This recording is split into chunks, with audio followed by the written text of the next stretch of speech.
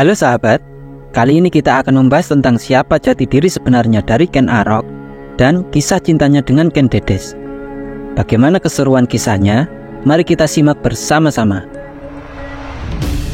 Dahulu ada seorang pria bernama Gajah Para. Dia berasal dari daerah bernama Sutojayan, Blitar.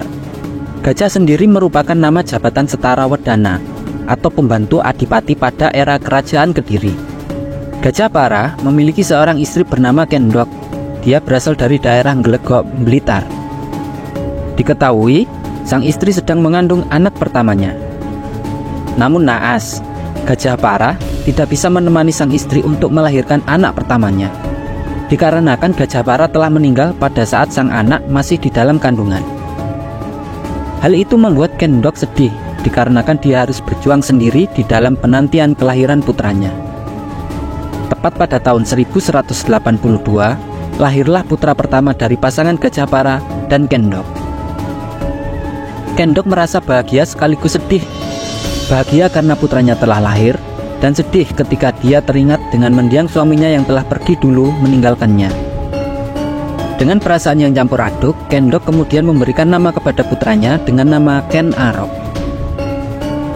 Waktu pun silih berganti, cobaan dan tantangan datang bergantian, karena Kendok harus merawat putranya sendirian.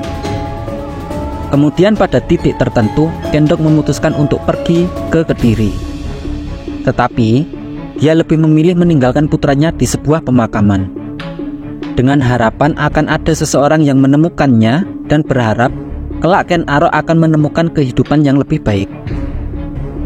Singkat cerita, akhirnya Ken Arok ditemukan dan diasuh oleh seorang pencuri yang bernama Lembong. Ken Arok pun tumbuh menjadi pria dewasa. Karena pergaulan dan lingkungannya kurang baik, Ken Arok pun tumbuh menjadi berandalan yang lihai mencuri dan gemar berjudi. Selain itu, Ken Arok juga sangat cerdik dan pandai dalam menyusun rencana. Karena kegemarannya berjudi, akhirnya Ken Arok diusir oleh orang tua angkatnya. Karena Lembong terbebani oleh hutang yang sangat banyak akibat perjudian yang dilakukan oleh anak angkatnya. Kemudian Ken Arok diasuh oleh seorang yang bernama Bango Samparan. Dia adalah seorang penjudi dan menganggap Ken Arok sebagai pembawa keberuntungan. Ken Arok mempunyai sahabat bernama Tita. Tita adalah anak dari kepala desa. Keduanya pun menjadi pasangan perampok yang sangat ditakuti di seluruh kawasan kerajaan Kediri. Dalam perjalanan hidupnya, kemudian Ken Arok bertemu dengan seorang Brahmana bernama Loh Gawe. Perlu diketahui, Loh Gawe adalah seorang Brahmana dari India yang datang ke Jawa untuk mencari titisan Dewa Wisnu. Dari ciri-ciri yang ditemukan, Loh Gawe yakin kalau Ken Arok adalah orang yang dicarinya. Semenjak pertemuan itu, kehidupan Ken Arok pun berubah. Dia meninggalkan kehidupan lamanya dan menjalani kehidupan yang baru dengan bimbingan Loh Gawe. Loh Gawe kemudian membawa Ken Arok ke Kadipaten Tumapel di daerah Malang. Tumapel sendiri merupakan salah satu daerah bawahan dari kerajaan Kediri yang saat itu dipimpin oleh seorang Aku setara camat pada zaman sekarang yang bernama Tunggul Ametung. Dengan bantuan Loh Gawe, akhirnya Ken Arok dapat diterima bekerja sebagai pengawal Tunggul Ametung. Tunggul Ametung mempunyai istri yang sangat cantik yang bernama Ken Dedes. Ken Arok yang mengetahui hal itu langsung jatuh hati pada pandangan pertamanya. Suatu ketika, Ken Dedes turun dari sebuah kereta kuda, dan betis dari Ken Dedes tersingkap serta memancarkan sinar yang sangat terang. Secara tidak sengaja Ken Arok melihat hal itu dan menceritakan kejadian itu kepada gurunya, yaitu Loh Gawe. Loh Gawe meramalkan bahwa Ken Dedes akan menurunkan raja-raja yang berkuasa di tanah Jawa. Hal itu semakin membuat Ken Arok berhasrat untuk menyingkirkan Tunggul Ametung dan merebut Ken Dedes. Loh Gawe tidak setuju dengan rencana Ken Arok, tetapi karena Ken Arok sangat berambisi, akhirnya Loh Gawe pun tidak bisa berbuat apa-apa.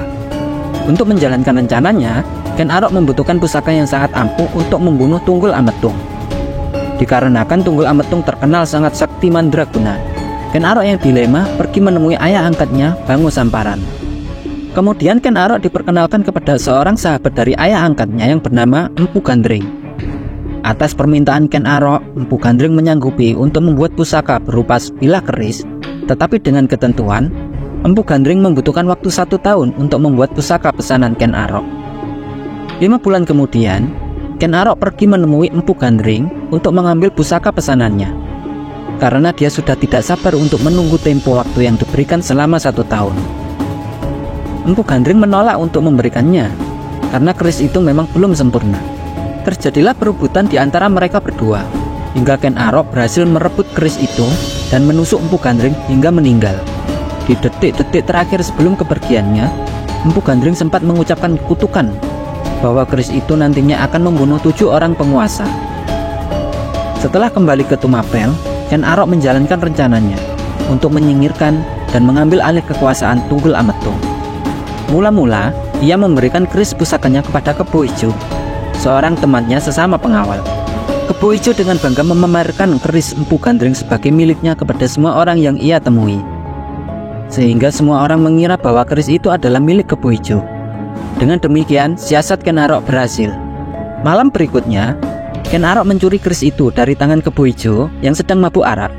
Ia lalu menyusup ke kamar tidur Tunggul Ametung dan membunuh majikannya di atas tempat tidurnya.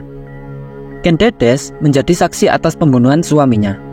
Tetapi Ken Dedes mendukung rencana pembunuhan itu karena Ken Dedes menikah dengan Tunggul Ametung dilandasi rasa keterpaksaan. Keesokan harinya, Kebo Ijo dihukum mati karena keris Empu Gandring yang dianggap miliknya ditemukan menancap pada mayat Tunggul Ametung. Setelah Tunggul Ametung mati, Ken Arok lalu mengangkat dirinya sebagai Aku baru di Tumapel dan menikahi Ken Dedes. Tidak seorang pun berani menentang keputusan itu. Ken Dedes sendiri saat itu sedang mengandung anak Tunggul Ametung bernama Anusapati. Cerita berlanjut pada tahun 1221. Pernikahan Ken Arok dan Ken Dedes berhasil memberikan putra dan putri kepada Ken Arok. Salah satu putranya bernama Maisa Wongateleng. Cerita pun berlanjut pada tahun 1222 ketika Ken Arok menjadi Aku Tumapel. Dia berhasil memimpin pasukan Tumapel untuk menyerang kerajaan Kediri dan membunuh Raja Kertajaya. Dengan peristiwa itu, Ken Arok akhirnya mengambil kekuasaan. Akibat peristiwa itu, Ken Arok akhirnya berhasil mengambil kekuasaan dan mengambil alih kekuasaan di kerajaan Kediri. Setelah Maisa Wongteleng beranjak dewasa, Ken Arok mengangkat Maisa Wongteleng sebagai penguasa Kediri. Hal ini menyebabkan Anusapati merasa heran pada sikap Ken Arok yang seolah menganaktirikan dirinya, padahal ia merasa sebagai putra tertua Ken Arok. Pada tahun 1227, setelah mendesak ibunya yang bernama Ken Dedes, akhirnya Anusapati mengetahui kalau dirinya memang anak tiri. Bahkan ia juga mengetahui kalau ayah kandungnya, yaitu Tunggul Ametung, telah mati dibunuh oleh Ken Arok. Setelah Anusapati berhasil mendapatkan keris Empu Gandring yang selama ini disimpan oleh Ken Dedes, ia kemudian menyuruh pembantunya yang berasal dari desa Batil untuk membunuh Ken Arok. Ken Arok tewas ditusuk dari belakang saat sedang makan. Kemudian, Anusapati ganti membunuh pembantunya itu untuk menghilangkan jejak dan mengangkat dirinya menjadi Raja Tumapel menggantikan Ken Arok. Hal ini menegaskan bahwa Ken Arok menjadi salah satu korban dari kutukan pusakanya sendiri, yaitu keris Empu Gandring.